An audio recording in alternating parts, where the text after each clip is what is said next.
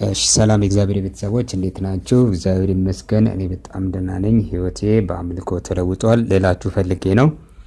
እግዚአብሔርን በፍጹም ነፍስህ፣ በፍጹም ሐሳብህ፣ በፍጹም ኃይልህ ውደድ ይላል። እንግዲህ እግዚአብሔርን በፍጹም ኃይላችን፣ በፍጹም ሐሳባችን፣ በፍጹም ኃይላችን የምንፈልገው ከሆነ እግዚአብሔርን እናገኛለን ማለት ነው። እግዚአብሔርን የምናገኘው ደግሞ በአምልኮ ህይወት ውስጥ ነው።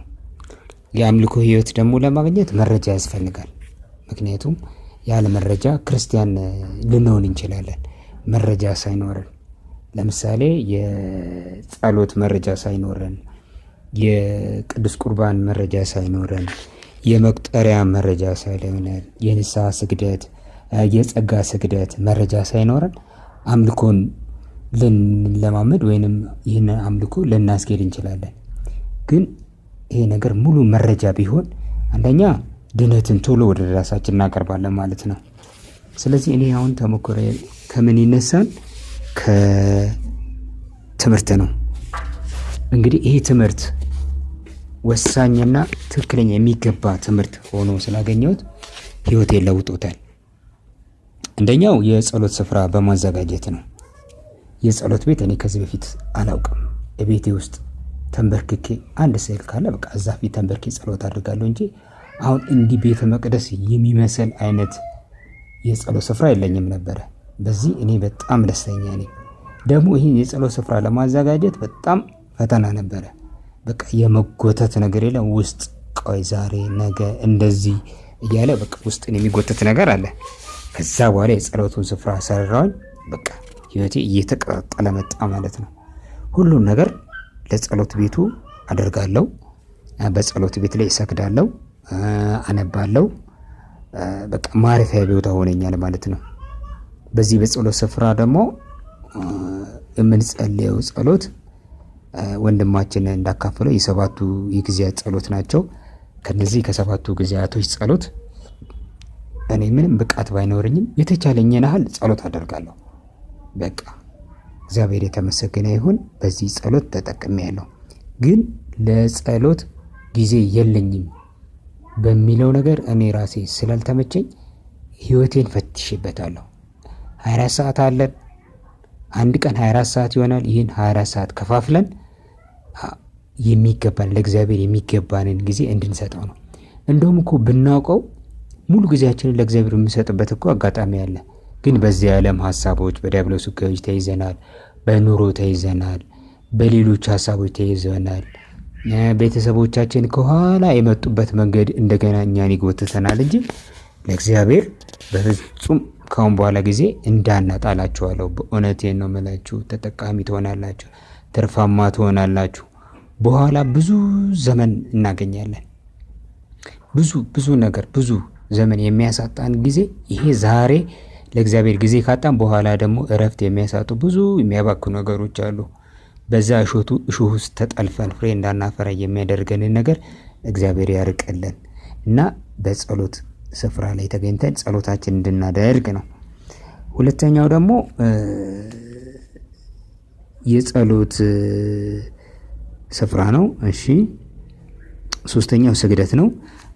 በዚህ ስግደት ውስጥ እንግዲህ እኔ በጣም ተጠቃሚ ሆኛለሁ። ምክንያቱም ከዚህ በፊት ቀና ነበረ። ምክንያቱም የኦርቶዶክስ እንደዚህ አይነት ርትዕ የሆነች ሃይማኖት እያለን የምንሰግደው ለፋሲካ ብቻ ነው። ለፋሲካ 4ቱን ቀን ሳምንቱን ማለት ነው። ሳምንቱን እንሰግዳለን። ከዛ በኋላ በቃ ያቆማል ማለት ነው። ግን በሌሎቹ በጣም በምን ቀናለሁ? በሙስሊም ወንድሞቻችን ቀና ነበር። ምክንያቱም የጸሎት ሰዓት አላቸው፣ የስግደት ጊዜ አላቸው። እኛ ግን ይህንን ማን ነገረን? አሁን እኮ ነው ያገኘነው በአባቶቻችንና በዚህ በወንድማችን አማካኝነት። ስለዚህ ይህንን ስግደት አግኝቼዋለሁ። በጣም ተጠቃሚ ነኝ። ሁለተኛ ምን እያለን እንስገድ የሚለውን ራሱ በቃ አውቀንበታል። በንስሐ ጊዜ ምን እያለን እንደምንሰግድ፣ በጸጋ ስግደት ጊዜ ምን እያለን መስገድ እንዳለብን፣ በአምልኮ ስግደት ምን እያለን መስገድ እንዳለብን በአይነት በቃ መጥቶልናል። እግዚአብሔር የተመሰገነ ይሁን። ለአባቶቻችን እና ለወንድማችን ቃሎት ያሰማንን። ሶስተኛው ደግሞ የንስሐ ስግደት ነው። በዚህ በንስሐ ስግደት ቤት ውስጥ መስገድ እንደሚቻል፣ ምክንያቱም ብዙ ጊዜ አባቶቻችን ላይመቻቸው ይችላል፣ ስፍራ ጊዜ ላይመችን ይችላል። እኛ ዛሬ ንስሐ መግባት ፈልገን ንስሐ ቀጥታ ማናገኝባቸው አጋጣሚዎች አሉ። ግን ህይወታችን በየቀኑ ንስሐ መግባት አለብን። ንስሐውን ለማንግባ ከተቻለን በያዝናቸው የንስሐ አባቶች እንገባለን። ካልተቻለ ደግሞ ለኢየሱስ ክርስቶስ ለካህናተ ልካ በቀጥታ እንደምንሰግድና በዚህም ህይወቴ እንደተስተካከለ እነግራችኋለሁ። ሌላው ደግሞ የጸጋ ስግደት ለመላእክት ለእመቤታችን ምን እያለን እንሰግዳለን? ከዚህ በፊትም እኮ እንሰግዳለን፣ ግን አጭርና የሆነች የተወሰነ ነው። በቃ ወይ ከፈለገን እንሰግዳለን ወይ ከፈለግን አንሰግድም። አሁን እንዴት ሆነ? እነዚህን ቀኖች በመከፋፈል እንግዲህ በአመት ውስጥ ያሉ 365 ቀናት አሉ። በእነዚህ ቀናት አምልኮ የማይፈጽምባቸው ወይንም የማይሰገድበት ቀን የአምልኮ ስግደት እንደሚሰገድ በዚህ ጥቅም አግኝቻለሁ። ለቅዱሳን አባቶች ደግሞ ምን እያለ እንደምንሰግድ ለሁሉም በዓል እንደተዘጋጀላቸውና በዓሎቻቸውን እያስታወሰ ለነሱ እንደምንሰግድ ይህንን አግኝቼበታለሁ። ሌላው ደግሞ መቁጠሪያ ነው። እንግዲህ መቁጠሪያ በጣም ወሳኝ ነው። ምክንያቱም የእግዚአብሔር ዕቃ ጦር ስለሆነ ማለት ነው። በዚህ መቁጠሪያ ጠላትን እንቀጠቅጣለን። ምልክቶቹ አሉ። እንግዲህ ቻናሉን የምትከታተሉ ሰዎች ካላችሁ ከቻናሉ ላይ ምን አይነት ምልክት እንደሚያሳይ የራሱ የተገለጠ ነገር ነው። ግን እኔ መቁጠሪያ ባቁም ግዛት በቃ ህመም ይሰማኝ ነበረ። ስለዚህ ይህንን ህመም በምንድን ነው ያራኩት? በመቁጠሪያ ነው። ምክንያቱም መቁጠሪያ ባቁም ጊዜ ህመም አለ። ስራ ደግሞ ሲኖር በጣም በዚህ በስራ ሰባክን መቁጠሪያ መጠቀሜን ረሳና በቃ ያ ህመም ተቀስቅሶ ምን ሆኜ ነው እስከምል ድረስ ያ ህመም ይበረታል። እንደገና ያንን ነገር በመቁጠሪያ ስቀጠቀጠው ይጠፋል ማለት ነው። ስለዚህ ሰይጣን አለ ማለት ነው። የተደበቀ ያደፈጠ ሰይጣን አለ ማለት ነው። አሁን ግን በጥፍ ነው የበረታሁት ወንድሞቼ እላችኋለሁ። በጥፍ በርትቻለሁ። በመቁጠሪያ እንቀጠቀጠዋለን። በቃ እንዳትዘናጉ። በማንኛውም ሰዓት በአንገታችሁ ላይ በሆነ ቦታ ደብቃችሁ ሆነ ይዛችሁ መሄድ ትችላላችሁ። ምክንያቱም አሁን ሌላ ሰው ስለ መቁጠሪያ ያልገባው ሰው ስለ መቁጠሪያ ብዙ ነገር ሊያወራ ይችላል። ስለዚህ እኛ እነሱን አነስማቸው። በቃ ይጠቅመናል። ስለ መቁጠሪያ ጥቅም አንዴ ካገኘንበት በኋላ ምንም ወደኋላ የምንለው ነገር የለም። በስራ ቦታ ይዘነው ብንሄድ፣ መንገድ እንኳን ስንጓዝ፣ ሩቅ እንኳን ብንጓዝ፣ በማንኛውም አጋጣሚ ይህንን ነገር ብንጠቀመው ብንቀጠቀጠበት፣ አንደኛ ሰይጣንን ይገስጽልናል፣ ሁለተኛ ራሳችንን እንጎስመዋለን የሚል መልእክት ነው ያለኝ። ሌላው ደግሞ ቅዱስ ቁርባንን ስለመቀበል ነው። ከዚህ በፊት ቅዱስ ቁርባን ተቀብያለሁ። ግን ቅዱስ ቁርባን ከተቀበልኩኝ ወደ 2 ዓመት ሆኖኛል። ይህንን ቻናል ከተቀላቀልኩ በኋላ ነው እንደገና ህይወቴ ታደሰ። በቃ እንደ አዲስ ነው የሆነው። እግዚአብሔር የተመሰገነ ይሁን።